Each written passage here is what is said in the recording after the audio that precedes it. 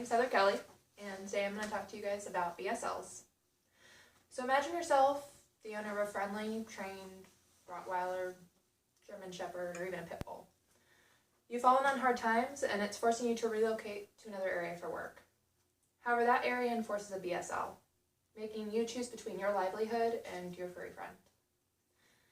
So a BSL, or breed-specific legislation, is a law that is currently, according to the ASPCA, in place in over 700 cities across the U.S. The law itself varies, but generally bans or heavily restricts certain breeds or the ones that appear dangerous.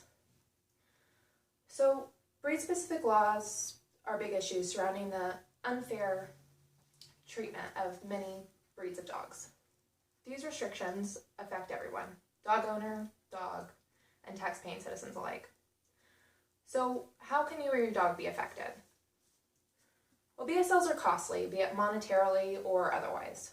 As stated in an article by Safira Grace Hussain from Fordham University Law School, the cost to enforce the law can be rather high.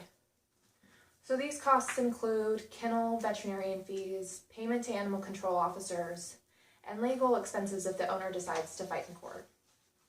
So in 2001, Baltimore, Maryland reported a yearly estimate of $750,000 to keep this BSL intact. Dog owners as well can face additional costs in regards to where they're living. These costs can range from additional pet rent to having to insure their furry friend. Dogs are affected even though it's not monetarily. As stated on StopBSA.org, certain breeds of dogs can be subject to a number of unfair restrictions. These requirements can be, they have to be muzzled in public or kept in really strict kennel areas.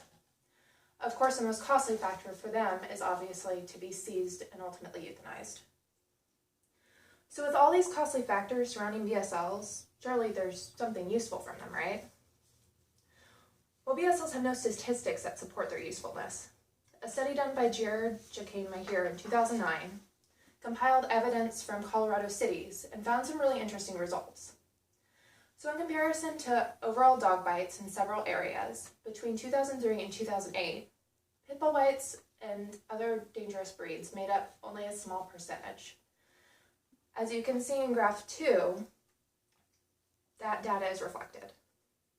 So keep in mind that the graph from Aurora had enacted the BSL in 2005. So in the case of Aurora, Colorado, data actually shows an increase in overall dog bites after the BSL was passed. Numbers provided from Britt Tollier from the bite total in Aurora between 2003 and 2013 show that the number of bites from breed-restricted dog breeds actually went down, but the numbers for all the other dog breeds went up. Between 2006 and 2010, it was almost 30%. So as recorded by Karen Nicholson of the Denver Post, a survey done actually points to another dog breed that's not on the breed restriction list being the highest offender of dog bites. That breed is a Labrador Retriever. They clock in at 13.3%. That's 5% more than any of the dog breeds that are listed on the dangerous list. Which leads me to my final point. In lieu of BSLs, laws should be placed to hold irresponsible dog owners accountable. Holding dog owners more responsible for their actions must first come from changes in laws that we already have, such as the one-bite rule.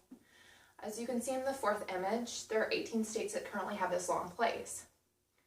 It allows dog owners not to be responsible for the first time a dog bites a person, as long as they are not found to have known that the dog was vicious or neglected.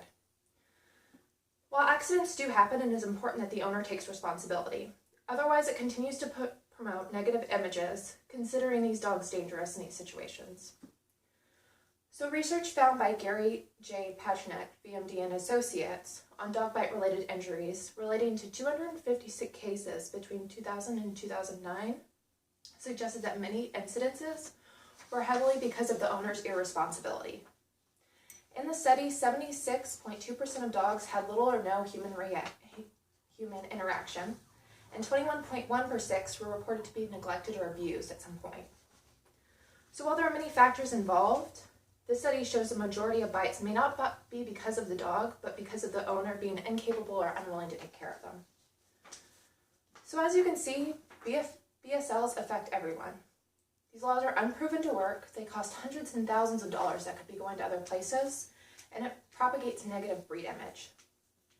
They are costly and unsupported quick fixes to the bigger issue at hand, which is ultimately irresponsible dog owners. With enough attention, understanding, and responsibility, the change in BSL laws can happen, which ultimately will stop negatively affecting owners and pets alike.